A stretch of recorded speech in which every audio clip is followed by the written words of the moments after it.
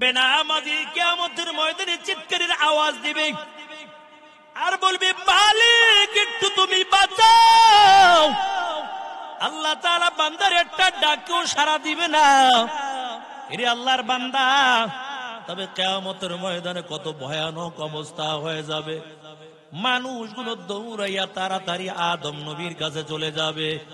আদম নবীকে ডেকে ডেকে বলবে, ও পয়গম্বর, এই কঠিন হাসরের ময়দানে বড় মুসিবতের মধ্যে পড়ে গেলাম, একটু আমাদের জন্য একটু সুপারিশ করেন। আদম পয়গম্বর সিজদায় পড়ে কান্না করবে। আদম পয়গম্বর সুপারিশ করতে পারবে না, বরং সিজদায় পড়ে কাঁদবে আর বলবে, আল্লাহ তুমি আমাকে বাঁচাও, আল্লাহ তুমি আমাকে বাঁচাও। আদম নবীও সুপারিশ করতে সাহস পাবে না। ওই মানুষগুলো দৌড়াইয়া ঈসা নবীর কাছে চলে আসবে, ডেকে ডেকে বলবে, আপনি একটা আমাদের জন্য সুপারিশ করেন। ঈসা নবীও বলবে, আমার কাছে আজকে আসার পর কোনো লাভ হবে না, কারণ আমি সুপারিশ করতে পারবো না। দুনিয়ার জমিনে মানুষগুলো আমাকে আল্লাহর ছেলে বলে ডাক দিছে। আজকে কিয়ামতের ময়দানে আল্লাহ আমার সঙ্গে কি ব্যবহার করে আমার জানা নাই, তবে আমি সুপারিশ করতে পারবো না। এই মানুষগুলো দৌড়াইয়া ইব্রাহিম পয়গম্বরের কাছে চলে যাবে। ইব্রাহিম পয়গম্বর বলবে, না না, আমি শাফাআত করতে পারবো না। মানুষগুলো দৌড়াইয়া মুসা নবীর কাছে চলে যাবে। ও পয়গম্বর মুসা, একটু আমাদের জন্য আল্লাহর কাছে সুপারিশ করেন। মুসা নবীও ডাক দিয়া বলবে, না, আমি সুপারিশ করতে পারবো না, কারণ আমি একটা লোকরে থাপ্পড় দিয়েছিলাম, লোকটা দুনিয়া থেকে বিদায় হয়ে গেছে। আমি বুঝতে পারিনি যে লোকটা মারা যাবে, তবে আজকে আল্লাহর সামনে আমি দাঁড়াতে পারবো না। আল্লাহ আর কি ব্যবহার করে আমার জানা নাই। এমন করে করে নবীদের কাছে যাবে। ওই হাসরের ময়দানে কেউ শাফাআত করতে রাজি হবে না, তবে ডাক দেয়া বলবে, শুনো, আজকে হাসরের ময়দানে কেউ সুপারিশ করতে পারবে না। যাও যাও, শাফাআত যদি পেতে চাও আখিরি পয়গম্বর মুহাম্মদুর রাসূলুল্লাহ সাল্লাল্লাহু আলাইহি ওয়াসাল্লাম ও আখিরি নবীর কাছে চলে যাও। আজকে কিয়ামতের ময়দানে একমাত্র আখিরি পয়গম্বর সুপারিশ করতে পারবে, আর কোন নবীরাও পর্যন্ত সুপারিশ করতে সাহস পাবে না। একমাত্র মুহাম্মদুর রাসূলুল্লাহ, তাকে আল্লাহ ক্ষমতা দিবে, কারণ আল্লাহ বড় দামি বানাইয়া তাকে দুনিয়ার জমিনে পাঠাইছে। কেমন দামি! নবী যখন ছোট ছিল, আমেনা খালি আসমানের উপর নিচে শোয়াইয়া রাখতো, জমিনের উপরে শোয়াইতো, খোলা আসমান। মাঝে মাঝে আবু তালিব নজর দিয়ে দেখতো রাসূলের চেহারাটা যখন ডানে ঘুরায়, ওই আসমানের চাঁদটাও হঠাৎ করে ডান দিকে চলে যায়। আল্লাহু আকবার বলেন।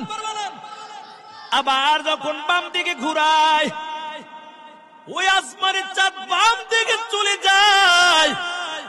মায়ার নবী বড় হওয়ার পর আবু তালেব ডাক দেয়া বলে, ভাতিজা মুহাম্মদ, তুমি যখন ছোট ছিলা আমি নজর করে দেখতাম, তোমার মা এই জমিনের মধ্যে তোমাকে শোয়াইয়া রাখতো, খালি আসমান, আর তুমি ডানে চেহারাটা ঘুরাইলে আসমানের চাঁদ ডানে চলে যাইতো। বামে যখন চেহারাটা ঘুরাইতা, আসমানের চাঁদ বামে চলে যাইতো।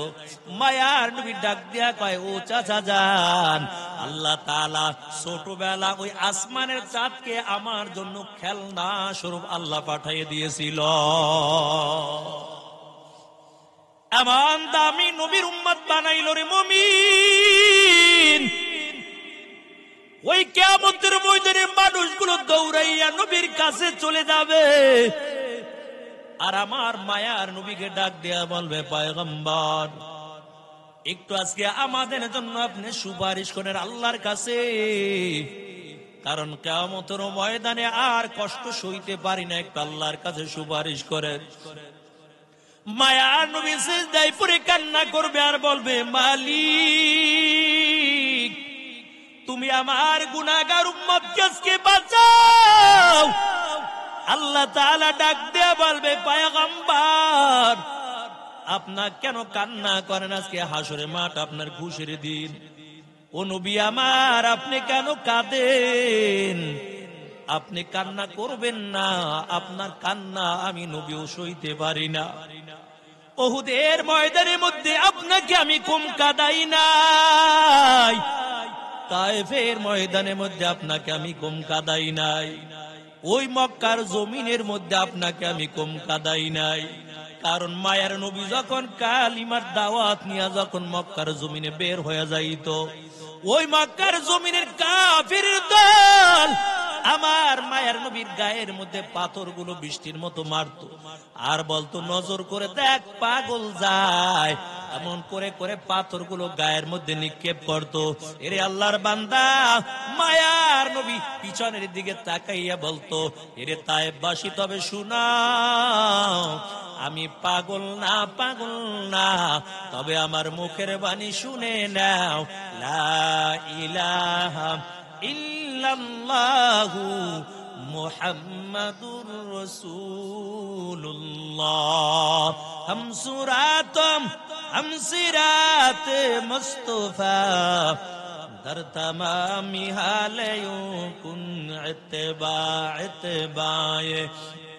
سنت خیر البشر گیر لازم تابو یا بی افسار محمد عربی ہے نبی راستے پیشوا محمد عربی ہے نبی راستے پیشوا علامہ ہوا اس کی پیدائش سے اجالا علامہ ہوا اس کی پیدائش سے اجالا এরা নবীর আশিকের দল ওই তাইফের ময়দানে আমার নবীকে কষ্ট দিত নবীর শরীর বেয়ে বেয়ে রক্তের ফোঁটা তারপর জমিনে পড়তো এমনকি নবীর রক্ত পড়তে পড়তে পায়ের সঙ্গে জুতা মোবারক লেগে যায় আমার নবীর দাঁড়াতেও বড় কষ্ট হয় আস্তে আস্তে করে নবী একটা উঁচু পাথরের মধ্যে বসে গেল ওই পাথরটা এখনো তায়েফের জমিনের মধ্যে আছে কত হাজী সাহেব ওই পাথরটা দেখার জন্য এখনো যায় তবে পাথরের সঙ্গে যদি এখনো নাকটা লাগানো হয় ওই পাথর থেকে এখনো মেশকু আম্মারের ঘেরান পাওয়া যায়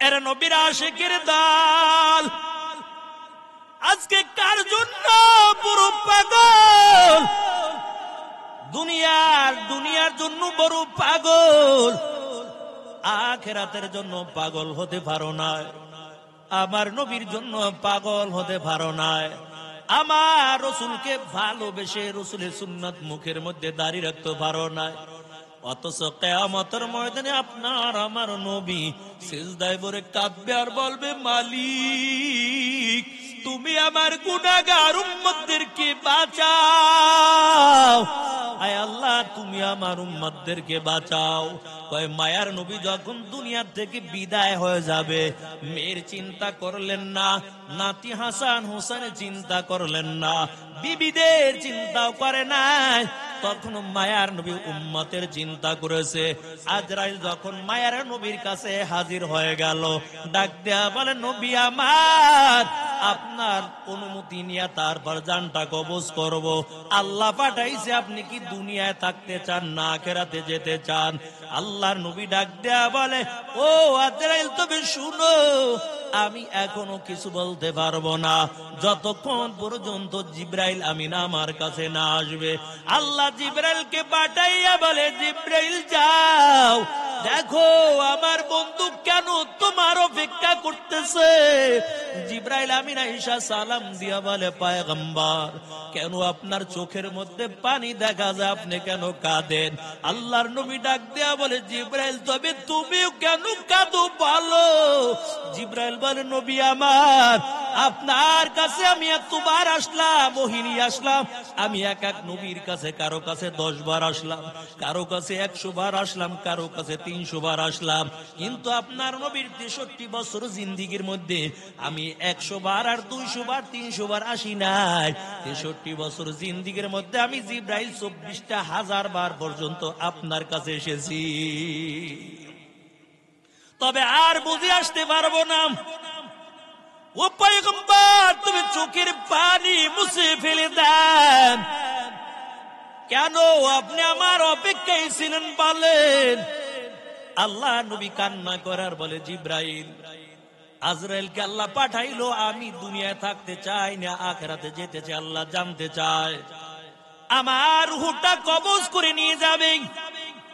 ওরে জিব্রাইল, আমি যদি দুনিয়ার থেকে বিদায় হয়ে যাই, বলো আমার গুনাহগার উম্মতকে কে দেখবে? বলো আমার গুনাহগার উম্মতের জিম্মাদারি কে নিবে? আল্লাহ তাআলা ডাক দিয়া বলে, জিব্রাইল, আমার বন্ধুর কান্না বন্ধ করতে বলো, আর বন্ধুর কান্না করা লাগবে না। আমার বন্ধুর গুনাহগার উম্মতের চিন্তা বন্ধুর করা লাগবে না। আমার বন্ধুর গুনাহগার উম্মতের জিম্মাদারি স্বয়ং আমি আল্লাহ নিজে কুদরতি হাতের মধ্যে নিয়ে নিলাম। ইমামুল আউয়ালিন আল আখিরিন, বাহরে সাদাকা রাহমাতাল লিল আলামিন, সাইয়্যিদুল কাউনাইন খাতুমুল মুরসালিন, আখিরা মুদবুদে ফখরুল আউয়ালিন। এরা নবীর উম্মতের দল। জিব্রাইল ডেকে ডেকে বলে, পয়গম্বর, আপনার চিন্তা করা লাগবে না, কারণ আপনার গুনাহগার উম্মতের জিম্মা স্বয়ং আল্লাহ নিজে নিয়েছে। ও নবী আমার, আপনার গুনাহগার উম্মত গুলো যদি গুনাহ করে, আল্লাহ বড় বড় গজব দিয়া ধ্বংস করবে না, কারণ আল্লাহ তাআলা ক্ষমা চাওয়ার অপেক্ষায় থাকবে। কোন সময়? আল্লাহর কাছে মাফ চায়। আল্লাহর কাছে আপনার গুনাহগার উম্মত গুলো যদি খাটি দিলে, তওবা করে নেয়, আল্লাহ তাআলা বান্দার জীবনের সব গুনাহগুলো মাফ করে দিবে। মায়ার চিন্তা শেষ হয়ে গেল। আজরাইলকে ডাক দিয়ে বলে, আজরাইল, তুমি আমার জানটা কবজ করো, অনুমতি দিলাম। আজরাইল একটা হাত মায়ার নবীর বুকের মধ্যে রেখে দেয়। আল্লাহর পয়গম্বর চোখের পানি ছেড়ে দিয়া কাঁদে, আর থর থর থর থর করে পুরো শরীরটা কাঁপতেছে। মায়া নবী পুরো শরীর থেকে ঘাম বের হয়ে গেছে। আম্মা জান আয়েশা ডাক দিয়া বলে, পয়গম্বর, আমার মনে হয় আপনি বড় কষ্ট পাইতেছেন। এর নবীর উম্মতের দল, আল্লাহর নবীর পুরো শরীর বেবে ঘামের ফোঁটা পড়তেছে। মায়ার নবী ডাক দিয়া কয়, আজরাইল, আমার বুকের উপর তুমি কি দিয়া চাপা দিছো বলো? এরে আজরাইল, আমি কষ্ট সইতে পারি না, আমার বুকের মধ্যে কি দিয়া তুমি চাপা দিয়েছো? না জানি আরবের বড় বড় পাহাড় গুলো আমার বুকের মধ্যে চেপে রেখেছো। আজরাইল ডাক দেয়া বলে, নবী আমার, না না, আপনার বুকের মধ্যে আরবের বড় পাথর দিয়াও চাপা দেই নাই। ও পয়গম্বর, বড় পাহাড় দিয়েও আপনার বুকের মধ্যে আমি চাপা দেই নাই। আল্লাহর নবী ডাক দিয়া বলে, এরে আজরাইল, আমার বড় কষ্ট হয়, তুমি আমার গুনাহগার উম্মতের জান কি এত কষ্ট দিয়া কবজ করবে বলো? আজরাইল ডাক দিয়া বলে, নবী আমার, যারা দুনিয়ার জমিনের মধ্যে নামাজ পড়বে না, আল্লাহর হুকুমগুলো পালন করবে না, এর চেয়েও শত শত গুণ বেশি কষ্ট দিয়া তারপর জানটা কবজ করব। আমার মায়ের নবী চোখের পানি ছেড়ে দিয়া কাঁদে, আর ডেকে ডেকে বলে, আজরাইল, তবে শুনো, যত তোমার মনে চায় আমাকে কষ্ট দাও, তবে আমার গুনাহগার উম্মতকে এত কষ্ট দিয়া জানটা কবজ কইরা নিও না। এরে আজরাইল, তোমার তোমার যত মনে চায় আমাকে কষ্ট দাও। এরে আল্লাহর বান্দা, ওই নবী দুনিয়া থেকে বিদায় হয়ে যাবে, তারপর উম্মতের জন্য বড় কান্না করে। এরে আল্লাহর বান্দা, তবে আজরাইল ডাক দিয়া বলে, নবী আমার, আপনার উম্মাত গুলো দুনিয়ার জমিনে যদি নেক আমল করতে পারে, নেককার বান্দা বান্দীদের জান গুলো এত আরামদায়ক হিসাবে আমি কবজ করে নিব। কয় মায়ের কোলে সন্তান দুধ পান করলে মা যেমন কোনো টের পায় না, একজন মুমিন বান্দা নামাজির বান্দার জানটা এমন ভাবে কবজ করে নিব, ওই বান্দা কোনো টের পাবে না। আস্তে করে আমি তার জানটা বের করে নিয়ে যাব। আর বেনামাজি না ফারমানের জানটা কত কষ্ট দিয়া কবজ করবে জানো? আজরাইলকে দূর থেকে দেখতে পারবে, বড় বড় চক্ষু নিয়া আগুনের ঝিলকি চোখ দিয়ে বের হতে থাকবে, এমন বড় আকৃতি নিয়ে বান্দার সামনে হাজির হয়ে যাবে। নাফরমান বেনামাজি বান্দা আজরাইলকে দেখার পর রূহটা প্রত্যেকটা জোড়ায় জোড়ায় যাইয়া লুকানোর চেষ্টা করবে, কিন্তু না না, রূহটা লুকাইয়াও থাকতে পারবে না। আজরাইল আস্তে করে পায়ের কিনারায় হাজির হয়ে যাবে। এরে আল্লাহর বান্দা, ওই আজরাইলের বড় আকৃতি দেখার পর ওই দুনিয়ার জমিনে নাফরমান বান্দা চেহারাটা ডানে ঘুরাবে, চেহারাটা বাম দিকে ঘুরাবে, চেহারাটা লুকাইতে চাবে, লুকাইতে পারবে না, কারণ ডানে ঘুরাবে আজরাইল ডান দিকে হাজির, বামে চেহারাটা ঘুরাবে বাম দিকে আজরাইল হাজির হয়ে যাবে। এরে মুমিন, যেদিকেই তাকাইবে শুধু আজরাইলকে দেখতে পাবে। আজরাইল একটা নোংরা সালা নিয়ে হাজির হয়ে যাবে, পায়ের কিনারায় হাজির হওয়ার পর পায়ের রগগুলো ঠাস ঠাস করে ছিঁড়ে ফেলবে, পা দিয়া আর নাড়াচাড়া করতে পারবা না, হাতের রগগুলো ঠাস ঠাস করে ছিঁড়ে ফেলবে, হাত দিয়া আর নাড়াচাড়া করতে পারবা না, চোখের রগগুলো ঠাস ঠাস করে ছিঁড়ে ফেলবে, এই চোখ দিয়ে আর দুনিয়ার আপনজনকে দেখতে পারবা না। জবানের সন্তানরা মনে করবে, আমার বাবা যদি এখন দুনিয়া থেকে বিদায় হয়ে যাবে, বাবা বুঝি কষ্ট হয়, চামিচ দিয়া মুখের মধ্যে দেখবেন পানি দেয়, পানি ফোঁটা ভিতরে যায় না, আবার গাল বেয়ে জমিনের মধ্যে ভরে যায়। আজরাইল ধমক দিয়া বলবে, রে নাফরমান, আল্লাহ তোমাকে কত হাজার হাজার গ্লাস পানি পান করাইলো, আল্লাহর কত নাচ দিয়ে আমার খাইছো, তারপর আল্লাহর নাফরমানি করেছো, এখন আমার হাত থেকে আর রক্ষা পাবা না। ইযা জাআ আজালুহুম লা ইস্তাখিরুনা সাআতাও ওয়া লা ইস্তাকদিমুন। যার মৃত্যু যেই সময় যেই জায়গার মধ্যে আল্লাহ নির্ধারণ করেছে, এক সেকেন্ড আগেও হবে না, পরেও হবে না, ঠিক সময় মৃত্যু হয়ে যাবে। আজরাইল ধমক দিয়া বলবে, রে নাফরমান, তবে শুনো, আজকে আমার হাত থেকে তুমি রক্ষা পাইবা না, এখন আমি তোমার জানটা কবজ করে নিয়ে যাব। হাত নাড়াচাড়া করতে পারবে না, পা নাড়াচাড়া করতে পারবে না। এরে মুমিন মুসলমান আল্লাহর গোলাম, আজরাইল যখন রুহুটার মধ্যে এমন জোরে একটা থাবা মারবে, ওই বান্দার এত কষ্ট হবে আর এত জোরে একটা চিৎকার দিবে, দেখবেন কারো জবান দিয়া বড় হা করে দেয়। এরে আল্লাহর বান্দা, কিন্তু যত চিৎকার মারবে কোনো আওয়াজ দুনিয়ার মানুষ শুনতে পাবে না, মনে চাবে এত জোরে আওয়াজ দেই, কিন্তু দুনিয়ার কোনো মানুষ শুনতে পাবে না। রুহুটা কবজ করে নিয়ে যখন আজরাইল উপরের দিকে চলে যাবে, প্রথম আসমানে যাওয়ার পর ডাক দিয়া বলবে, ফেরেশতার দল, জলদি করে প্রথম আসমানের দরজাটা খুলে দাও। ওই আসমানের ফেরেশতারা ডাক দিয়া বলবে, না না, আসমানের দরজা খোলা হবে না, কারণ কার রুহু নিয়ে তুমি আসমানের মধ্যে আসছো, এই রুহু দিয়া পচা দুর্গন্ধ বের হয়ে যায়, এই নাপাক রুহু নিয়ে আসমানের দিকে আসতে পারবা না। আজরাইল আবার ডাক দিয়া বলবি, জলদি করে একটু আসমানের দরজা খুলে দাও। আমি রুহটা নিয়ে একটু উপরের দিকে যেতে চাই।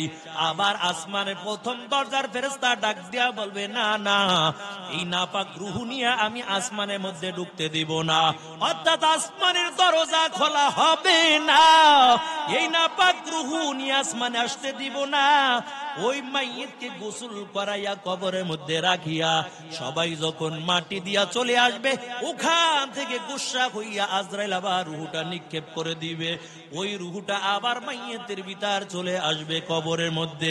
মুনকার নাকির প্রশ্ন করবে, তোমার রবকে বলো, তোমার রবের পরিচয় দাও, ধর্মের পরিচয় দাও, মায়ার নবীর পরিচয়টা দিয়া দাও।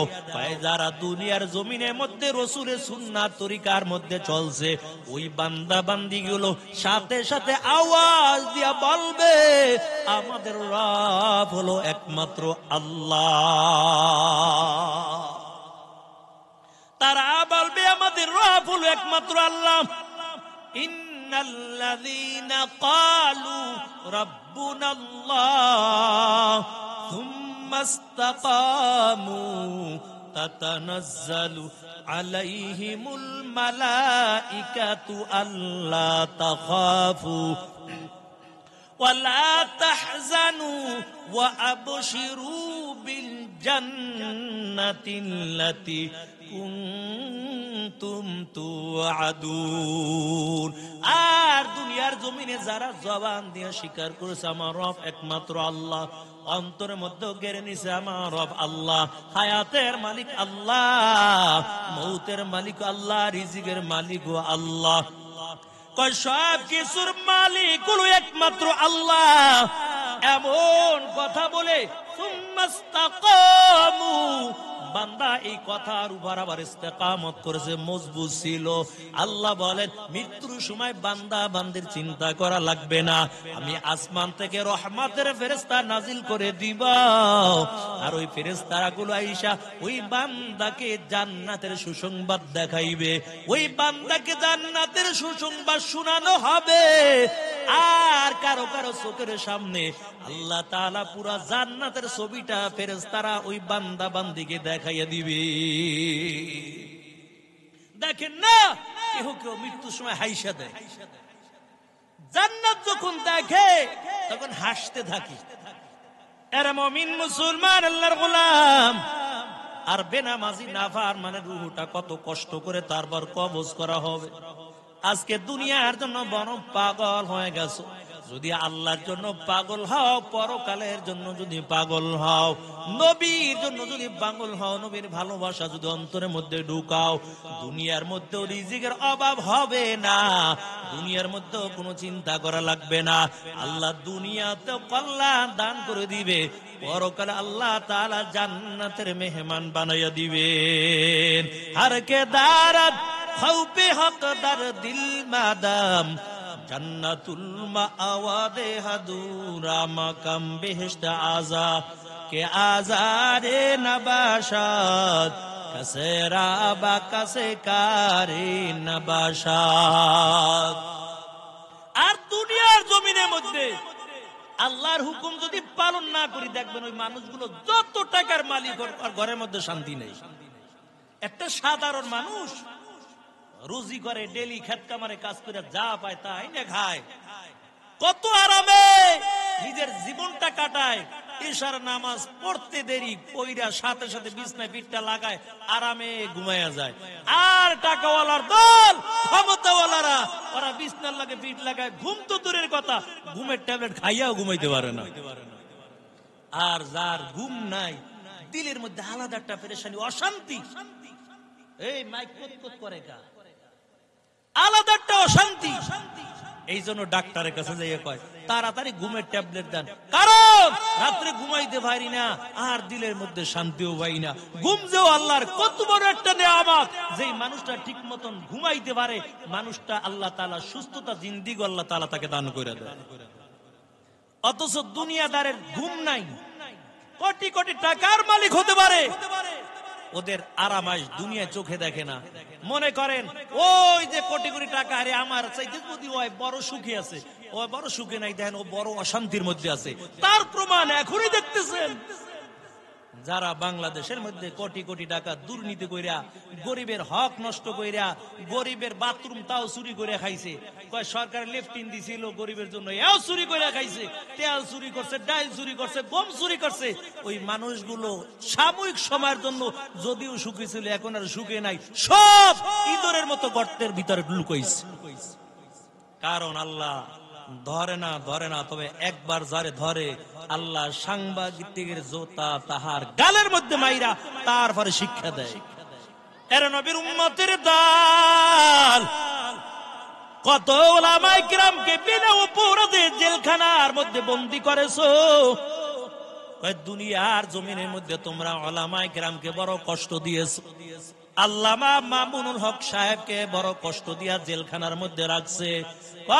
যদি ওমরকে দেখতে চাও আল্লামা মামুনুল হকের দিকে তাকাও, ওমর যেমন একজন রাগী সিংহ পুরুষ ছিল, ঠিক আল্লামা মামুনুল হক এমন একজন সিংহ পুরুষ। কথা বলেন ঠিক কিনা?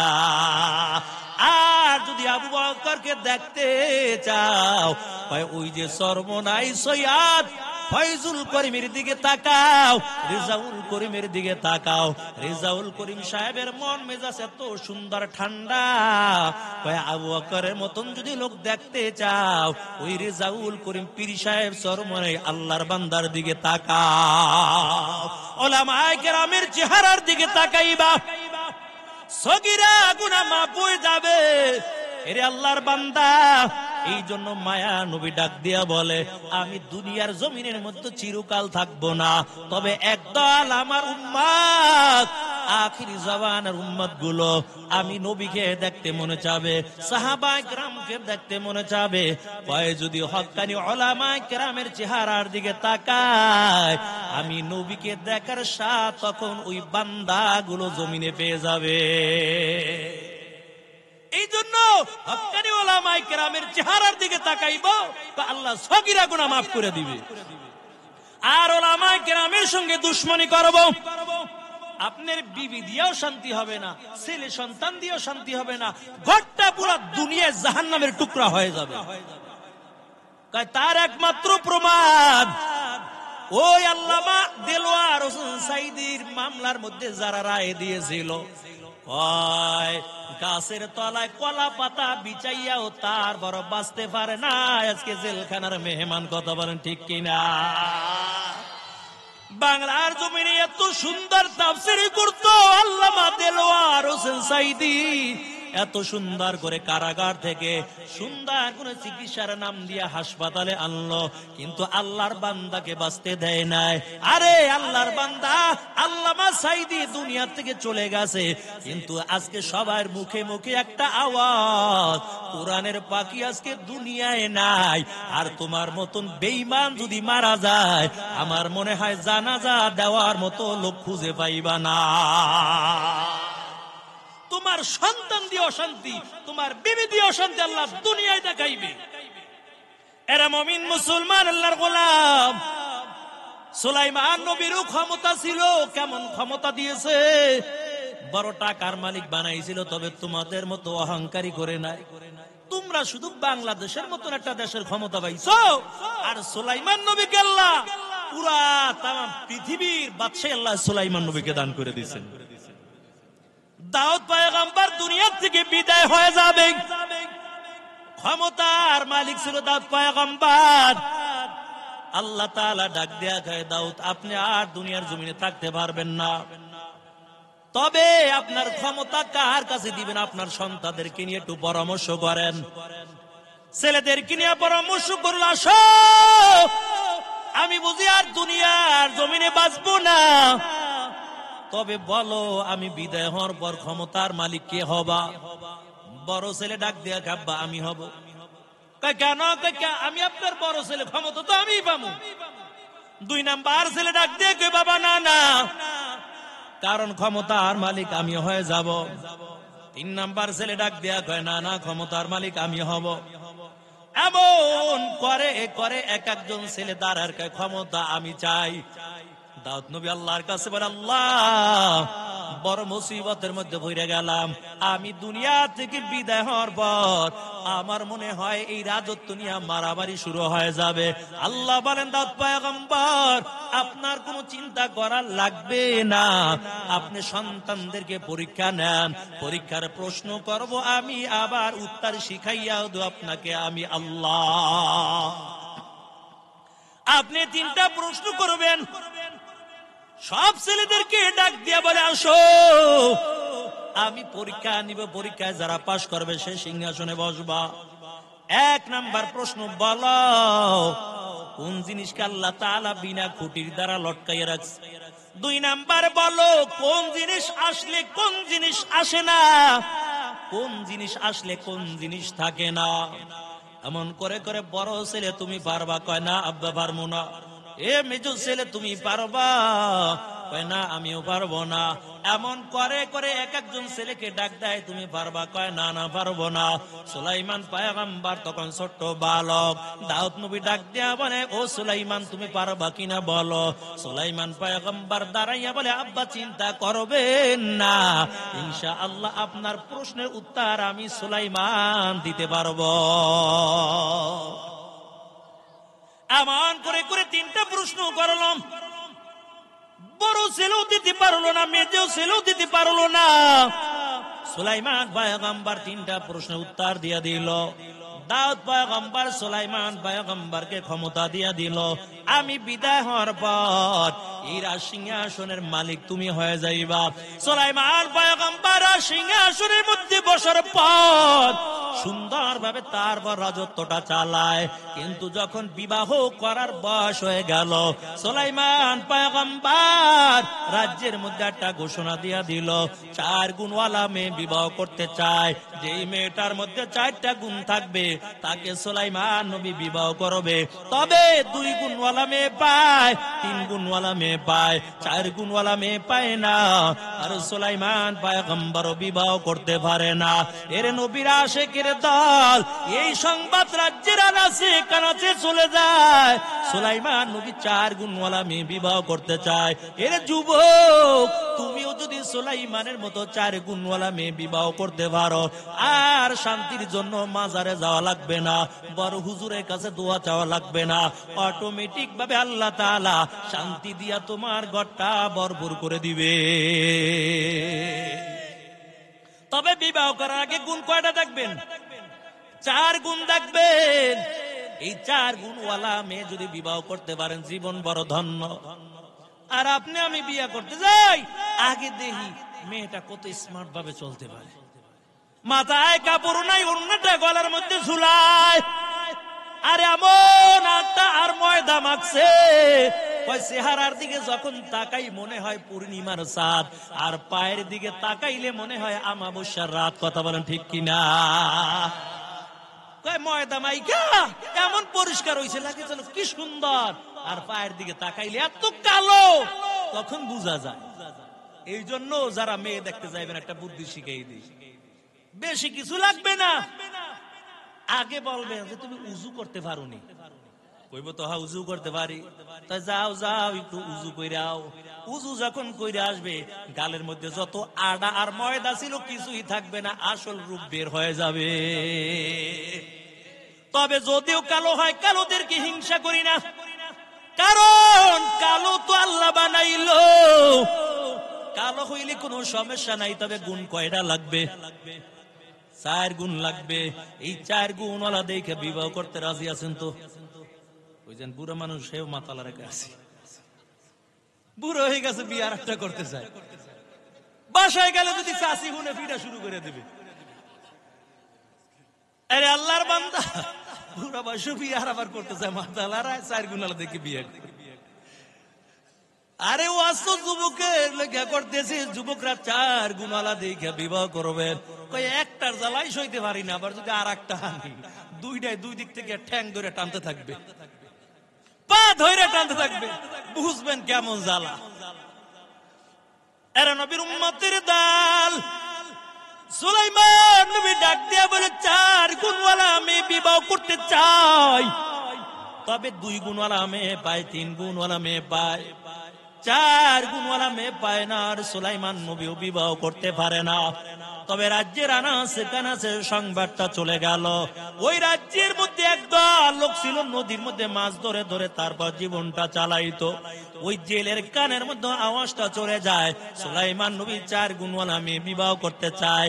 জেলে চিন্তা করলো, আর আমার নদীর মধ্যে মাছ ধরা লাগবে না, কারণ আমাকে যে আল্লাহ সুন্দরী রূপসী একটা মেয়ে দান করেছেন, আমার মনে হয় আমার মেয়েটার মধ্যেও আল্লাহ চারোটা গুণ দান করে দিয়েছে। আমি বিয়ার প্রস্তাবটা সুলাইমানের কাছে দিব।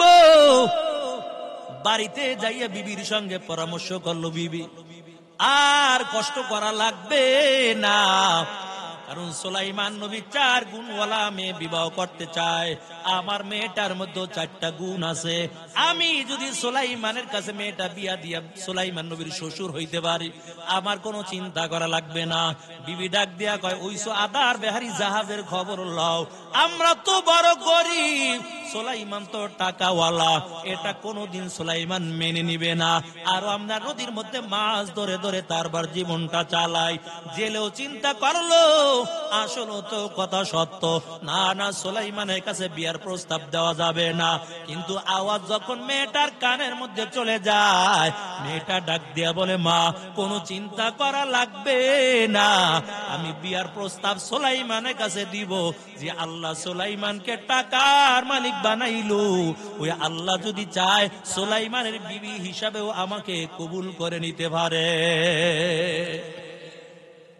মেয়েটা একটা চিঠি লিখে সুলাইমানের কাছে পাঠায়, আর চিঠির মধ্যে লিখে দেয়, ও পয়গম্বর সুলাইমান, আপনি চার গুণওয়ালা মেয়ে বিবাহ করতে চেয়েছেন, আমার মধ্যে আল্লাহ চারোটা গুণ দান করেছেন। তবে চিঠির নিচে সুন্দর করে লেখা দেয়, আমার বাবাই তো বড় গরিব, নদীর মধ্যে মাছ ধরে। ও পয়গম্বর সুলাইমান, তবে টাকার লোভে আপনার বিবি হতে চাই না, একমাত্র বিবাহ আপনাকে করতে চাই, তার কারণ হলো কিয়ামতের ময়দানে আল্লাহর সামনে জানো আমি একজন নবীর স্ত্রী হইয়া মালিকের সামনে দাঁড়াতে পারি। সুলাইমান পয়গম্বর চিঠিটা পেয়ে বড় দিলের মধ্যে বড় আনন্দ, সব মন্ত্রীদেরকে ডাক দিয়ে বলে, আসো, চার গুণওয়ালা মেয়ে পাইলাম, দেখো মেয়েটার বাড়ি কই, মেয়েটার ঘর কই, এই মেয়েটাকে আমি বিবাহ করতে চাই।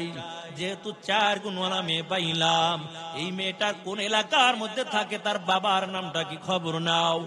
একজন মন্ত্রী ডাক দেয়া আবার, ও বাদশাহ মহারাজ, কেমন করে আপনি মেয়েকে বিবাহ করবেন? এই মেয়েটার বাবাই তো নদীর মধ্যে মাছ ধরে ধরে তারবার জীবনটা চালায়, কেমন করে আপনি বিবাহ করবেন বলেন? এটা এই মেয়েকে যদি আপনি বিবাহ করেন, মানুষ বলবে সুলাইমান নবী একটা গরিবের মেয়ে একজন জেলের মেয়েকে বিবাহ করেছে, এটা হতে পারে না, এই মেয়েকে আপনি বিবাহ করতে পারবেন না। সুলাইমান পয়গম্বর চিন্তা করলো, আসলে তো কথা সত্য। এই চিন্তা করার পর বিয়ার প্রস্তাবের চিঠিটা ছিঁড়ে টুকরা টুকরা করে জমিনে ফালাইয়া দেয়। কিন্তু আল্লাহর কাছে কাজটা বড় অপছন্দ হয়ে গেল। আল্লাহ ডাক দেয়া বলে, পয়গম্বর, টাকার মালিক তো আমি আল্লাহ বানাইলাম, ক্ষমতার মালিক তো আমি আল্লাহ আপনাকে বানাইলাম, কেন আপনি এমন ভাবটা দেখাইলেন? কিন্তু আওয়াজ যখন মেয়ের কানের মধ্যে চলে যায়, মেয়েটা আল্লাহর কাছে 2 রাকাত নামাজ আদায় করে মালিকের কাছে বলে, আল্লাহ, সুলাইমানকে টাকার মালিক বানাইছো আর আমাকে গরিবের সন্তান বানাইছো।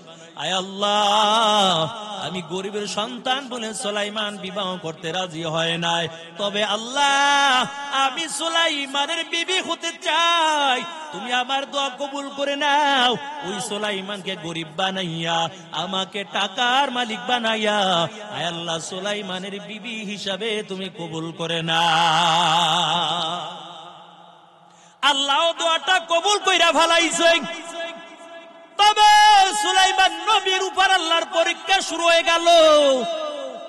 কেমন পরীক্ষা শুরু হয়ে যায়? এক এক নবীকে আল্লাহ তাআলা এক এক ধরনের মুজিজা দান করেছিল। মুসা নবীর মুজিজা হলো হাতের মধ্যে লাঠি, লাঠি দিয়া যদি সাগরে পানির মধ্যে আঘাত করত, দুই দিকের পানি ভাগ হইয়া মাঝখান দিয়া রাস্তা হইয়া যাইত। আর সুলাইমান নবীর মুজিজা হলো হাতের মধ্যে আংটি। আর মুফাসসিরিন কেরাম বলেন, আমাদের নবীকে আল্লাহ একটার দুইটা মুজিজা দেয় না। আখিরি পয়গম্বর মুহাম্মদুর রাসূলুল্লাহ সাল্লাল্লাহু আলাইহি ওয়াসাল্লামকে আল্লাহ কমপক্ষে 3000 মুজিজা দান করেছেন। সুলাইমান নবীর মুজিজা হলো হাতের মধ্যে একটা আংটি।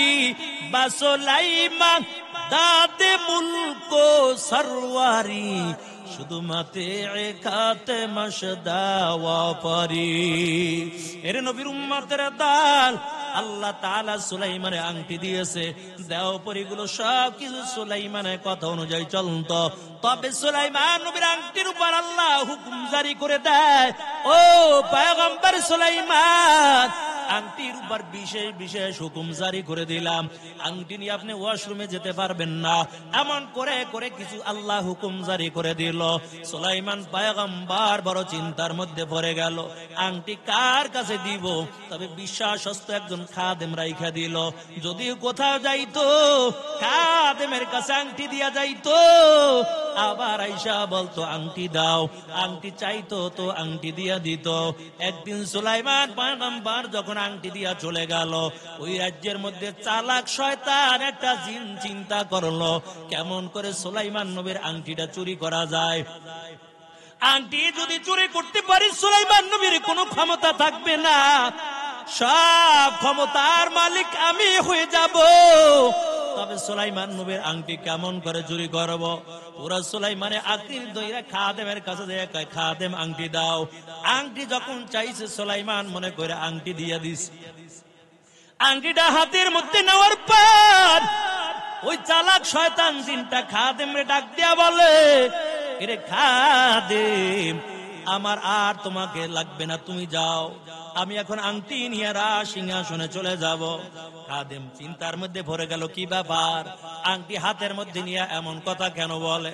তবে চালাক শয়তান জিনটা ডাক দিয়া বলে, খাদেম, তবে তোমাকে একটা সংবাদ শুনাইয়া যায়, এই রাজ্যের মধ্যে কিন্তু একজন নকল সুলাইমান আছে, দেখতে কিন্তু আমার মতন দেখা যায়। ওরে যেই জায়গায় পাইবা ওই জায়গায় ভালো করে সাইজ করবা, নাইলে ভেজাল লাগবে। আংটিটা হাতের মধ্যে নিয়ে বাহাদুরি করা শুরু করলো। ওই আংটি নিয়ে সিংহাসনের মধ্যে বসে যায়। আবার রাজ্যের মধ্যে একটা ঘোষণা দিয়া দেয়, রাজ্যের মধ্যে একজন নকল সুলাইমান বের হয়ে গেছে, দেখতে কিন্তু আমার মতন দেখা যায়, ওরে যেই জায়গায় পাইবা ওই জায়গায় ভালো করে মারি দিবা। এমন করে করে রাজত্ব চালায়। সুলাইমান পয়গম্বর খাদেমের কাছে, খাদেম আংটি দাও। কয় কি এর আংটি দিব? তুমি কে? কার? আমি তো সুলাইমান, আমার চিনো না। ও তাহলে তুমি বুঝি নকল সুলাইমান, আমার ধোঁকা দিতে পারবা না, কারণ আসল সুলাইমান ওই যে সিংহাসনে বসে গেছে, রাষ্ট্র চালায়, আর বলে গেছে একজন নকল সুলাইমান আছে, তাহলে তুমি বুঝি নকল? সুলাইমান নবী কয়, রে কি সর্বনাশ! তাড়াতাড়ি দৌড়াইয়া সিংহাসনের দিকে চলে গেল। নজর করে দেখতে পায় একটা চালাক শয়তান জিন হাতের মধ্যে আংটি নিয়ে তারপর রাজত্ব চালায়। যখন সুলাইমান নবীর সিংহাসনের দিকে চলে গেল, ওই চালাক জিনটা সুলাইমান নবীর দেখা সামনে যারা বসা ছিল, কয় দেখ নকল সুলাইমান আইছে। বলে ভালো করে মাইরা দূরে শত শত মাইল দূরে ফালাও, কারণ নাইলে ওরেও দেখতে যেমন দেখা যায় আমারও তো যেমন দেখা যায়, ভেজাল লেগে যাইবে। সুলাইমান নবী চিন্তার মধ্যে পড়ে গেল, আংটি এখন চালাক শয়তান জিনটার হাতে। সব লোকেরা তার কথা শুনে, ওই লোকেরা তার কথা, জিনের কথা শোনার পর সুলাইমান নবীর হাতে পায়ে বাইদা শত শত মাইল দূরে ফালাইয়া দেয়। ওই জেলে মাছ ধরে যখন বাড়ির দিকে রওনা হয়, নজর করে দেখতে পায় এত সুন্দর ফুটফুটে চেহারার অধিকারী একটা যুবক রাস্তার কিনারায় পড়ে আছে। জেলে ডাক দিয়া বলে, রে যুবক, এমন অবস্থাটা কেন? কি হয়েছে বলো? কোথায় বাড়ি, কোথায় ঘর? সুলাইমান নবীর নামের পরিচয় দেয় না। চিন্তা করলো রাজ্যের মধ্যে এখন আমার হাতের মধ্যে আংটিও নাই, আমার রাজ্যের মধ্যে কোনো ক্ষমতাও নাই, আরো সবাই জানে এখন নকল সুলাইমান, নামের পরিচয় দেওয়া যাবে না, তবে নামটা গোপন রাইখা দিছি। সুলাইমান নবী ডাক দিয়ে বলে, যুবক, তবে আমি বড় অসুস্থ, তোমার যদি মনে চায় একটু বাড়িতে নিয়ে আমাকে সেবা যত্ন করে সুস্থ করে দাও। জেলে গরিব মানুষ সুলাইমান নবীকে নিয়ে বাড়িতে চলে গেল। সেবা যত্ন করার পর যখন সুস্থ হয়ে গেল, একদিন জেলে ডাক দিয়ে বলে, যুবক, কোথায় তোমার বাড়ি, কোথায় তোমার ঘর? আমি কিছুই জানি না, তবে শুনো, আমি গরিব মানুষ, নদীর মধ্যে মাছ ধরে ধরে জীবনটা চালাই। তুমি যদি চাও আমার সঙ্গে মাছ ধরার জন্য নদীতে যেতে পারো। সুলাইমান নবী চিন্তা করলো যাওয়ার আর কোনো জায়গা নাই, মাছ ধরার জন্য রাজি হয়ে গেল। মাছ ধরার জন্য যখন নদীর মধ্যে চলে যায়, আল্লাহর কি কুদরত, অন্য দিনের তুলনায় ওদিন ডবল মাছ পেয়ে যায়। মাছ পাওয়ার পর জেলের মধ্যে বড় আনন্দ বেড়ে গেল। ওদিক থেকে মেয়েটা আল্লাহর কাছে দোয়া করে আর বলে, মালিক, সুলাইমান এমন ভাবটা আমার সঙ্গে দেখাইলো, আমার বিয়ার প্রস্তাবের চিঠি আসিরে টুকরা টুকরা করে জমিনে ফালাইছে। আয় আল্লাহ, তোমার কাছে বিচার দিলাম, ওই সুলাইমানকে গরিব বানাইয়া আমাকে টাকার মালিক বানাইয়া সুলাইমানের বিবি হিসাবে কবুল করে না। আল্লাহ মেয়েটার দোয়া কবুল করে ফলাইছে। এরে আল্লাহর গোলাম, জেলের সঙ্গে মাছ ধরার পর যখন মাছ বেশি পাইল, আবার দ্বিতীয় দিন ডাক দিয়া বলে, জেলে, আমার সঙ্গে আজকেও তুমি মাছ ধরার জন্য চলো, নদীর মধ্যে যাব। সুলাইমান পয়গম্বর দ্বিতীয় দিন গেল, আবার মাছ বেশি পেয়ে গেল। জেলের আর বুঝতে বাকি নাই, এই ছেলেটা সাধারণ কোনো মানুষ হবে না, অবশ্যই এটা খাঁটি আল্লাহর বান্দা, জান্নাতি বান্দা হবে। এর নবীর উম্মতের দাল। মেয়েটাও মালিকের কাছে হাত বাড়াইয়া আল্লাহর কাছে দোয়া করে, আয় আল্লাহ, তুমি সুলাইমান নবীর বিবি হিসাবে কবুল করে নাও। কিন্তু সুলাইমানের উপর তো আল্লাহর পরীক্ষা শুরু হয়ে গেছে। ওদিক থেকে একদিনের 2 দিন, একটা সপ্তাহ পার হয়ে গেল। একদিন জেলে ডাক দিয়া বলে, রে যুবক, কোথায় তোমার বাড়ি, কোথায় তোমার ঘর? তুমি যদি চাও আমার বাড়ি থাকবা, আমার সঙ্গে মাছ ধরবা, আমি মাসের শেষ তোমাকে কিছু হাদিয়া দিয়া দিমু। সুলাইমান নবী চিন্তা করলো, থাকার আর কোনো জায়গা নেই, যাওয়ার কোনো জায়গা নেই, কারণ হাতের মধ্যে আংটিও নাই, আর রাজ্যের সবাই জানে এখন আমি হইলাম নকল সুলাইমান। কোথায় যাব? মাছ ধরার জন্য রাজি হয়ে গেল। এমন করে করে দিন যায় রাত্র যায়, দিন যায় রাত্র যায়। জেলে চিনা ফেলাইছে এটা সাধারণ কোন মানুষ না, খাঁটি একজন আল্লাহর বান্দা হবে। 1 বছরের কাছে হয়ে গেল। একদিন জেলে ডাক দেয়া বলে, যুবক, তবে কোথায় তোমার বাড়ি, কোথায় তোমার ঘর, তোমার নাম কি এখনো আমি জানি না, তবে তোমার সঙ্গে আমি একটা কথা বলতে চাই। 1 বছর আমার বাড়িতে থাকো, আমি অন্যভাবে তোমাকে দেখি একটা ভালোবাসা পয়দা হয়ে গেছে। এরে যুবক, তুমি যদি আমার কথা রাখো, আমার কপালটাও বড় ধন্য হয়ে যাবে। সুলাইমান নবী ডাক দিয়ে কি বলতে চান বলেন? জেলে ডাক দিয়া বলে, যুবক, আমার যে সুন্দরী রূপসী একটা মেয়ে আছে, তুমি দেখছনি? সুলাইমান নবী ডাক দিয়া কয়, না না, কোনদিন তার কণ্ঠের আওয়াজ আমি শুনতে পাই নাই, এমনকি কোনদিন তার গায়ের একটা কাপড় আমি দেখি নাই। ওই জেলে ডাক দেয়া বলে, যুবক, আমার মেয়েটা বালেগা হওয়ার পর এই 2টা চক্ষু দিয়া বেগানা কোনো পুরুষের দিকে তাকায় নাই, এমনকি তার কণ্ঠের আওয়াজ বেগানা কোনো পুরুষ শুনতে পায় নাই। আমার মেয়েটা পর্দার মধ্যে থাকে, আল্লাহর হুকুম পালন করে। তবে তুমি যদি রাজি হও, আমার মেয়েটা আমি তোমার সঙ্গে বিবাহ দিতে চাই। সুলাইমান পয়গম্বর বিবাহ করার জন্য রাজি হয়ে গেল। তবে জেলে চিন্তা করলো, আমার বিবির অনুমতি নেওয়া তো লাগবে, কারণ ঘরের মধ্যে যদি বিবি রাজি না থাকে বিয়া দিতে পারবো না। বাড়িতে যাইয়া বিবির সঙ্গে পরামর্শ করলো, বিবি, তোমার কাছে একটা মতামত জানতে চাই, জেলের বিবি ডাক দিয়া কয়, স্বামী আমার কি মতামত আপনি জানতে চান? জেলে ডাক দিয়া বলে, বিবি এই আমার বাড়িতে যুবক একটা বছর কাজ করে করে জীবন চালায়, বলো এই যুবকের ব্যাপারে তোমার কি ধারণা? জেলের বিবি ডাক দেয়া কয়, স্বামী আমার এত ভালো মানুষ আমার জীবনে কোনোদিন দেখি নাই, তবে আমার মনে হয় এটা খাঁটি একজন আল্লাহর বান্দা, জান্নাতি বান্দা হবে। জেলে ডাক দিয়ে বলে, বিবি আমিও তো দেখলাম ভালো, তুমিও তো বলছো ভালো, তবে বিবি আমার দিলের মধ্যে বড় একটা আশা। কয় কি আশা? আমার মনে চায় আমার সুন্দরী রূপসী মেয়েটা এই ছেলের সঙ্গে আমি বিয়ে দিয়ে দিব। কয় না, আমি বিয়ের মধ্যে রাজি নেই। কই কেন? তুমি বললা ভালো, আমিও তো দেখলাম ভালো, তবে এখন বিয়ের মধ্যে রাজি নাই কেন বলো? জেলের বিবি ডাক দিয়ে কয়, স্বামী আমার আমি তো গরিবের ছেলের সাথে আমি বিবাহ দেব না। এই ছেলে তো আমার বাড়ি কাজ করে করে তারপর জীবনটা চালায়, এ তো গরিবের সন্তান, আমি এই গরিবের কাছে আমার মেয়েকে বিবাহ দিব না। আমার মেয়ে একদম টাকাওয়ালা দেখা তারপর বিয়া দিব। মহিলারা টাকার লোভ তাদের দিলের মধ্যে বেশি।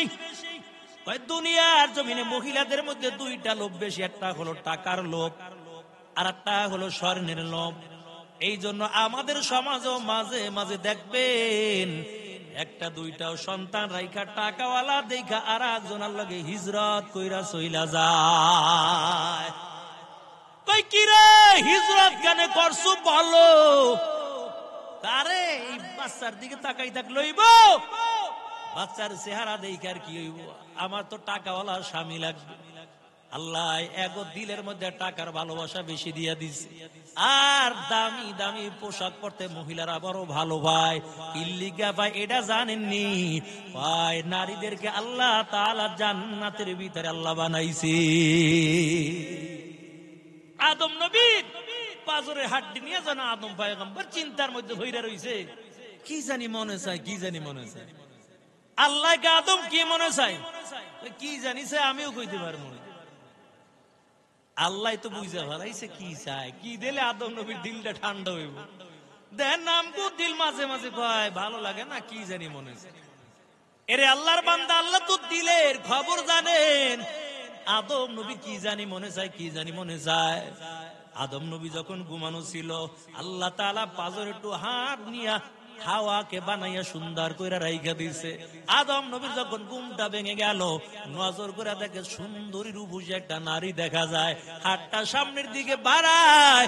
আল্লাহ ডাক দেয়া বলে, আদম হাত বাড়াইও না, হাত সামনে বাড়াইও না, কারণ এখনো তোমার জন্য আমি জায়েজ করি নাই। আদম ডাক দেয়া বলে, আল্লাহ কি দিয়া জায়েজ করব বলেন? আল্লাহ ডাক দেয়া বলে, বিবাহ হবে, মোহর দেওয়া লাগবে, মোহর মোহর আদায় করবা, তারপরে তোমার জন্য আমি হালাল করে দিব। আদম নবীকে আল্লাহ কেমন করে মোহর দিব? এই জান্নাতের মধ্যে আমি টাকা কই পাবো, দিরহাম কই পাবো? আল্লাহ বলে, আদম আমিও জানি টাকা নাই, দিরহাম নাই, কিছুই নাই, তবে বেশি কিছু লাগবে না। ওই হাওয়াকে যদি তোমার নিজের বানাতে চাও, আমার আখিরি পয়গম্বর মুহাম্মদ রাসূলুল্লাহ সাল্লাল্লাহু আলাইহি ওয়াসাল্লাম ওই আখিরি নবীর উপর 4 বার অথবা দুরূদ অথবা 10 বার দুরূদ পড়ে নিবা। ওই হাওয়াকে আমি আল্লাহ তোমার জন্য হালাল করে দিব, তোমার মোহর আদায় হয়ে যাবে। জান্নাতের মধ্যে হাওয়াকে বানাইলো। এই জন্য দেখবেন নারীরা কিন্তু দামি দামি পোশাক পরতে বড় তাদের কাছে ভালো লাগে, বেশি বেশি সাইজা গুইজা থাকতে তাদের কাছে ভালো লাগে, সাজগোজটা তাদের কাছে বেশি মজা লাগে। এরে মুমিন মুসলমান, ওদিক থেকে জেলের বিবি ডাক দেয়া বলে, স্বামী আমার আমি তো টাকাওয়ালা দেখে তারপর বিয়া দিমু, আমি তো গরিবের সঙ্গে বিবাহ দিতে রাজি না। জেলে বুইজা ফেলাইছে আমার বিবির মধ্যে টাকার লোভ ঢুইকা গেছে। আস্তে আস্তে করে কৌশলে বিবিকেও রাজি করলো। এখন জেলেও রাজি, ছেলেও রাজি, আর বিবিও রাজি। দরকার শুধু একজন কাজী। কাজী আইনা সকাল বেলা মেয়েটা বিবাহ হয়ে গেল, কিন্তু ঘরের মধ্যে কোনো খাবার নাই। জেলে বড় চিন্তার মধ্যে পড়ে গেল, হায়রে কি করি, নতুন জামাই, খাবার এখন কোথায় পাই, তবে বাসর ঘরটা সাজাইবো এমন কোনো ব্যবস্থা নাই। জেলে বসে বসে চিন্তা করতেছে, নতুন জামাই বলতেও পারে না চলো মাছ ধরতে যাই। তবে দেশের অবস্থা কিন্তু একটা বছরের মধ্যে 12টা বাইজা গেছে। কেমন 12টা বাজছে? ওই জিনের শয়তান হাতের মধ্যে আংটি নিয়ে তারপর রাজত্ব চালায়। ওই চাউলের দাম বেশি, লবণের দাম বেশি, মারামারি কাটাকাটি হিংসা বিদ্বেষের অভাব নাই। লোকেরা বলে আমাদের সুলাইমান তো এমন জুলুম অত্যাচার করতে পারে না, কেন এমন জুলুম অত্যাচারের শিকার আমরা হইলাম? আমরা তো কিছুই বুঝি না, তবে কিছুই হক কথা বলতেও পারে না। যদি সত্য কথা বলে তাহলে তাকে ধইরা ওই জিনের শয়তান তারপরে শাস্তি দেয়। এর নবীর আশিকের দল। তবে সুলাইমান নবীর একজন খাদেম ছিল জিনদের মধ্যে বড় শক্তিশালী। এই খাদেম জিনটা একদিন চিন্তা করলো কি ব্যাপার, সুলাইমান নবী মাঝে মাঝে আমারে ডাকতো, একটা বছর হয়ে গেছে, এখন তুই সুলাইমান আমারে ডাকে না, কিছুই তো বুঝলাম না। তবে আজকে আমি সুলাইমানের রাজ দরবারে হাজির হব, দেখবো সুলাইমান আমার উপর রাগ করলো কিনা। ওই শক্তিশালী খাদেম জিনটা বাদশার দরবারে হাজির হয়ে গেছে। নজর করে দেখতে পায় সুলাইমান পয়গম্বর তোরা সিংহাসনে বসা নাই, এ তো জিনদের মধ্যে বড় একটা বাটপার, বসে বসে তারপরে ওই রাজত্ব চালায়। সুলাইমান নবীর খাদেম জিনটা ডাক দিয়া বলে, তুমি কেন সিংহাসনের মধ্যে বসে আছো? আমাদের সুলাইমান কই বলো। ওর পেটের মধ্যে তো খবর হয়ে গেছে, কি ব্যাপার, আজকে বুঝি বসের কাছে ধরা খাইয়ে গেছে। তাড়াতাড়ি সিংহাসন ছাইড়া দিছে, দৌড়, আগে নিজের জীবনটা বাঁচাই। ওদিক থেকে সুলাইমান নবীর খাদেম জিনটা ডাক দিয়া কয়, সামনে যারা আছো তাড়াতাড়ি ধরে সাইজ করে, তো আমাকে সুলাইমান না। একটা বছর পর্যন্ত আমাদের ধোঁকা দিয়েছে, বলো আমাদের সুলাইমান নবী কয়? সামনের দিকে নিজের জীবন বাঁচানোর জন্য দৌড়ায়, আর হঠাৎ করে নজর করে দেখতে পায় সুলাইমান নবীর আংটিটাও হাতের মধ্যে দেখা যায়। ডাক দেয়া বলে, আমাদের সুলাইমানের তো খবর পাইলাম না, তবে সুলাইমান নবীর আংটি কেন তোমার হাতের মধ্যে দেখা যায়? জলদি করে সুলাইমান নবীর আংটিটা দিয়া যাও। ওই চালাক শয়তান জিনটা চিন্তা করলো, যদি আংটি নিয়ে যায় আমার অবস্থা 12টা বাজাইয়া দিবে, আংটি দেওয়া যাবে না। নিজে বাঁচার জন্য আংটিটা খুইলা তাড়াতাড়ি সাগরের মধ্যে, নদীর মধ্যে ফেলে দেয়। নদীর একটা মাছ আদার মনে কইরা আংটিটা খাইয়া ফেলাইছে। আংটি যখন নদীর মাছে খাইলো, ওই মাছের পিছে পিছে এখন হাজার হাজার মাছ দৌড়ায়। মাছে কয়, কি ব্যাপার, কোন তাবিজ খাইয়া কোন বিপদে পড়লাম? এতদিন তো একলা ছিলাম, ভালোই ছিলাম, এখন আবার কোন তাবিজ খাইলাম? যেই জায়গায় যাই আমার পিছে পিছে হাজার হাজার মাছ দৌড়ায়। মাছটা আবারও চিন্তার মধ্যে পড়ে গেছে, বড় পাগল পারা হয়ে গেছে। এদিক থেকে জামাই শ্বশুর দুইজনে বসে বসে চিন্তা করতেছে। জেলে ডাক দিয়া বলে, আজকে আমার ঘরের মধ্যে কোনো খাবার নাই, তুমি নতুন জামাই, তবে চলো অন্য দিনের মতো আমরাও আজকে নদীর মধ্যে মাছ ধরতে যাব। যেই মাছগুলো পাবো মাছগুলো বাজারে বিক্রয় করিয়া তারপর সুন্দর করে বাসর ঘরটা সাজাবো। জামাই শ্বশুর দুইজন মিলে দুপুর বেলা নদীর মধ্যে যখন মাছ ধরতে চলে যায়, কয় বিসমিল্লাহ বলে জালটা যখন নদীর মধ্যে ফালায়, নদীর একটা মাছ আদার মনে কইরা ওই যখন জালটা নদীর মধ্যে ফালাইলো, ওই আদার খাইয়া যে মাছটা পাগলের মতো হইয়া ঘুরতেছে ঘুরতেছে ঘুরতেছে, ওই মাছটা ঘুরতে ঘুরতে জামাই শ্বশুরের জালের মধ্যে ঢুকে গেল। আর যখন জালটা জামাই শ্বশুর দুইজনে উঠায় কিতাবের মধ্যে লাগে, ওই দিন দুইজনে মিলে পুরা এক নৌকা মাছ পেয়ে যায়। মাছ পাইয়া এখন জেলের দিলের মধ্যে আরো আনন্দ, কপাল তো বড় ভালো, কারণ একটা বছর নদীর মধ্যে মাছ ধরলাম। এর নবীর আশিকের দল মাছগুলো যখন পাইল দিলের মধ্যে বড় আনন্দ বাইরা গেল, কারণ একটা বছর এই যুবককে নিয়ে নদীর মধ্যে মাছ ধরতে আসলাম, কোনোদিন খালি হাতে ফিরি নাই। সকালবেলা মাইয়াটা বিয়ে দিছি, দুপুর বেলা এক নৌকা মাছ পাইছি। কপাল কেমন ভালো। বাকি মাছগুলো বিক্রি করলো, বড় মাছটা আলাদা করে রাইখা দিলাম। কারণ নতুন জামাইকে খাওয়াবো। বাকি মাছগুলো বিক্রয় করে দামি দামি মালামাল কিনা 2 হাত ভর্তি বাজার নিয়ে বাড়ির দিকে রওনা। জেলের বিবি দেখে, দুজন তো খুশি খুশি লাগে। কি ব্যাপার স্বামী আমার, এত আনন্দ কেন? জেলে কয় আর কইও না। কি হইছে? এই ছেলের কপাল কত ভালো জানো, সকালবেলা মাইয়াটা বিয়ে দিলাম, দুপুর বেলা মাছ ধরতে গেলাম, পুরো এক নৌকা মাছ পাইছি। জেলের বিবি কয়, তাহলে তারে মাইয়াটা আরো আগে বিয়ে দিল না? এতদিন তো আমরা টাকার মালিক হয়ে যাইতাম। জেলে ডাক দিয়ে কয়, বিবি তোমারে তো রাজি করাইতে আমার কত কষ্ট হয়েছে তো আমি বুঝি। কত তাবিজে তোমারে দিলাম, তোমাতে রাজি করাইতে আমার বড় কষ্ট হয়ে গেছে। জেলের বিবি কয়, এত কপাল যে ভালো, আগে জানতাম না, তাহলে এতদিন আমরা বড় টাকার মালিক হয়ে যাইতাম। জেলে ডাক দিয়া কয়, বিবি তবে বাকি মাছগুলো বিক্রয় করে বড় মাছটা আলাদা করে রাখলাম, মাছটা আনলাম।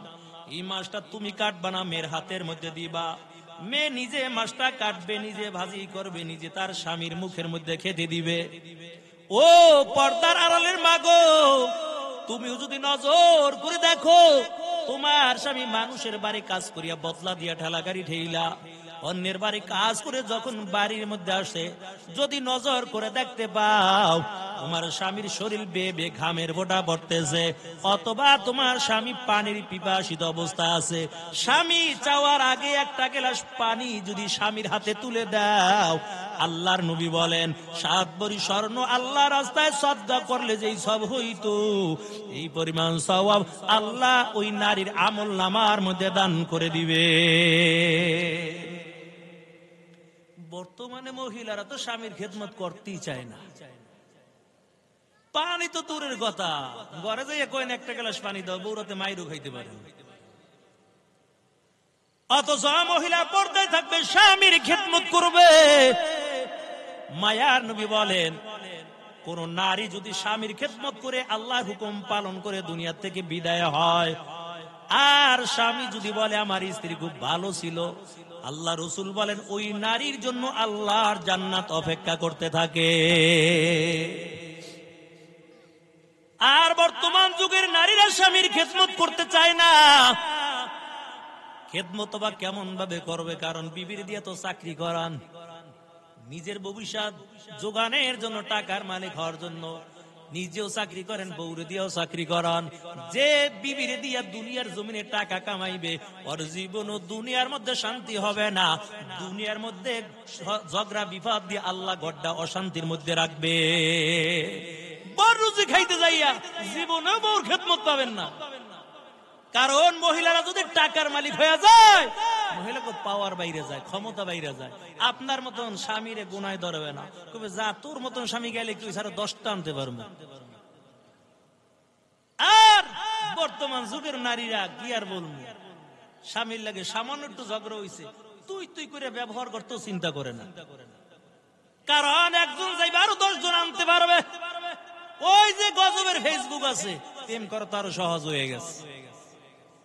এর নবীর আশিকের দল বিবির কামাই খাইতে গেলে দুনিয়ার জমিনের মধ্যে শান্তি পাইবেন না। স্বামীও চাকরি করে, ম্যাডামও চাকরি করে, দুজন বাম্পার কামায়, কিন্তু ঘরের মধ্যে শান্তি নাই। স্বামী চাকরি করে, বেতন পায় 20,000, ম্যাডাম চাকরি করে, বেতন পায় 30,000। পাওয়ার কার বেশি? ম্যাডামের পাওয়ার। আরে বাপরে বাপ, কে ঘরে থাকবে? একদিন স্বামী বেচারা চিন্তা করলো, কি ব্যাপার, আমিও চাকরি করি, আমার বিবিও চাকরি করে, আমার টাকা দিয়া বাজার টাজার করে সংসারে খাই আর বাসা ভাড়া দেই, আর বিবির টাকা তো সুন্দর করে ব্যাংকে জমায়। আজকে আর সংসারে কিছুই করবো না, পুরা ঘরটা অকুশল অবস্থায় রাইখা দিছে। কিন্তু সন্ধ্যাবেলা যখন ম্যাডাম আইছে, আইয়া দেয় পুরা ঘরটা অগুছালো দেখা যায়। ডাক দিয়া বলে, স্বামী আমার কেন ঘরটা অগুছালো বলেন? আল্লাহর বান্দা যুবক ডাক দেয়া কয়, বিবি আর চাকরি করা লাগবে না, এখন থেকে পর্দায় থাকবা, কারণ এখন থেকে তুমি আমার খেদমত করবা। ওলামায়ে কেরামের জবানে শুনছি স্বামীর পায়ের নিচে স্ত্রীর জান্নাত। ম্যাডাম কয় কোন হুজুরে ফতোয়া দিস? এর কাছে আবার যান, যে জিজ্ঞেস করে দেখেন আপনার বেতন 20,000, আমার বেতন হলো 30,000।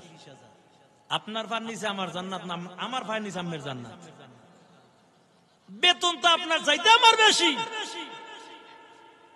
আল্লাহর বান্দা ডাক দিয়া কই বিবি তবে আর চাকরি করা লাগবে না, কারণ আর আমি তোমাকে দিয়া চাকরি করাইতে চাই না।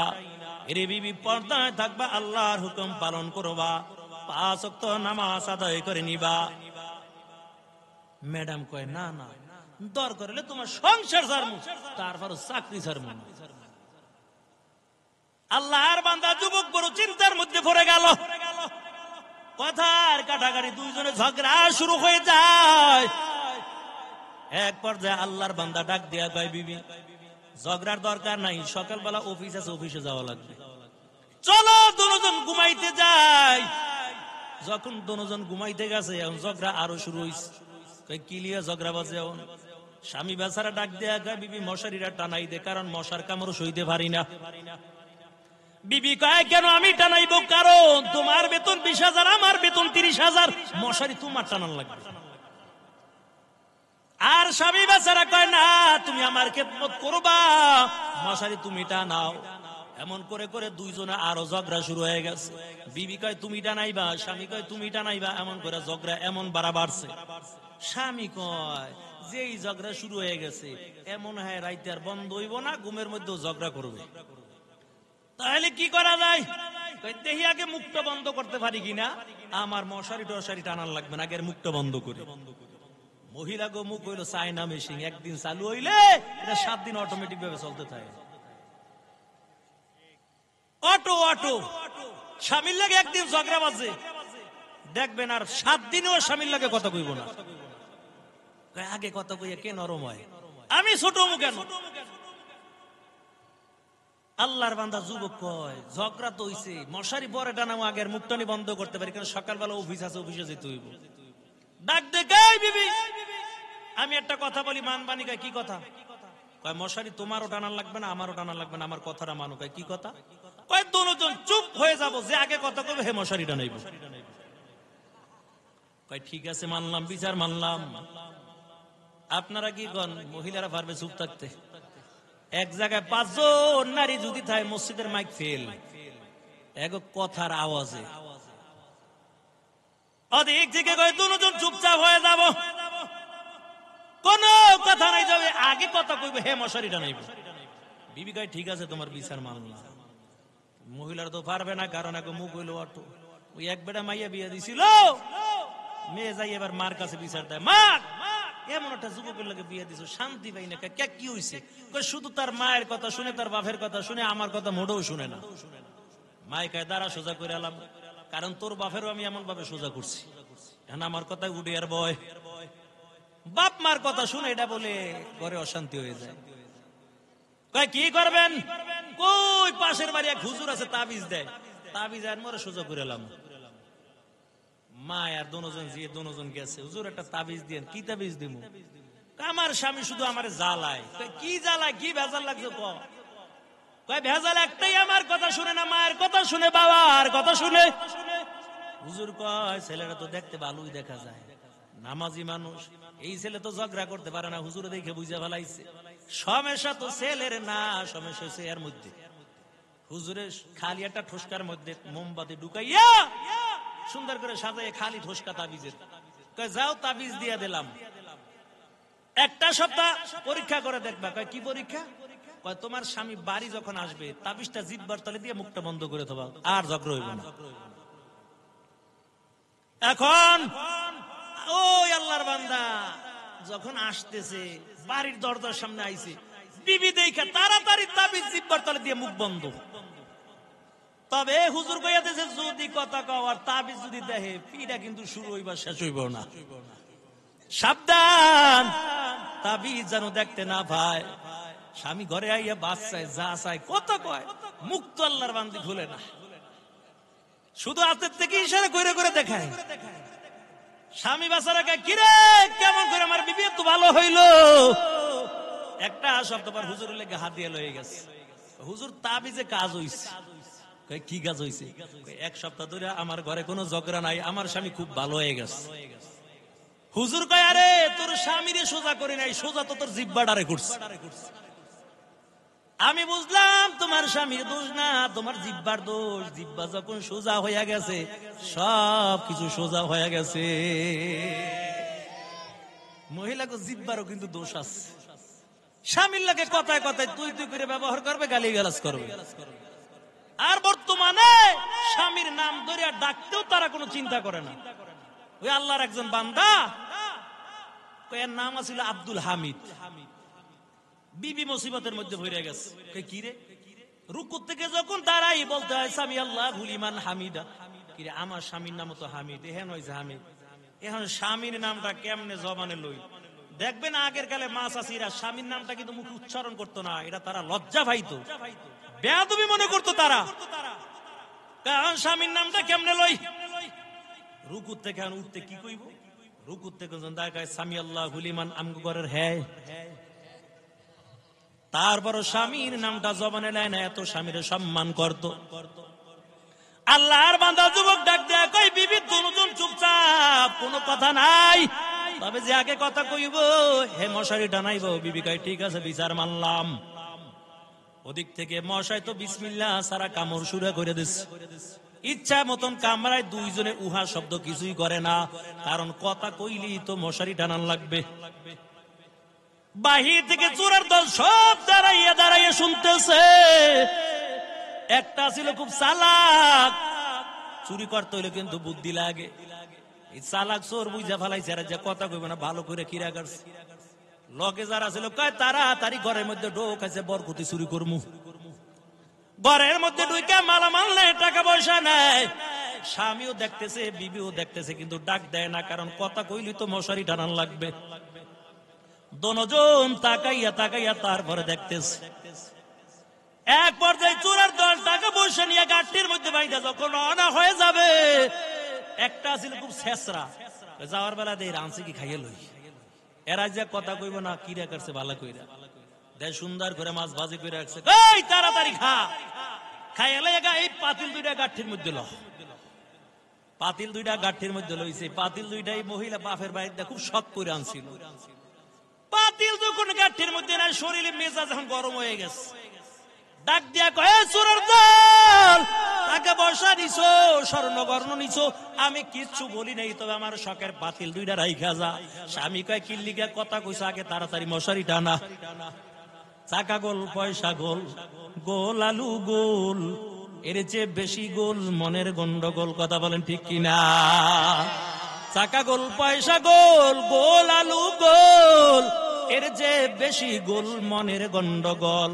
নিম তিতা নিন্দা তিতা আরো তিতা খর, এর যে বেশি তিতা 203-এর ঘর। বড়র বড়াই করলে দিলে রহমত আসে না, নিজেকে নিজে ছোট মনে করিও সাধা।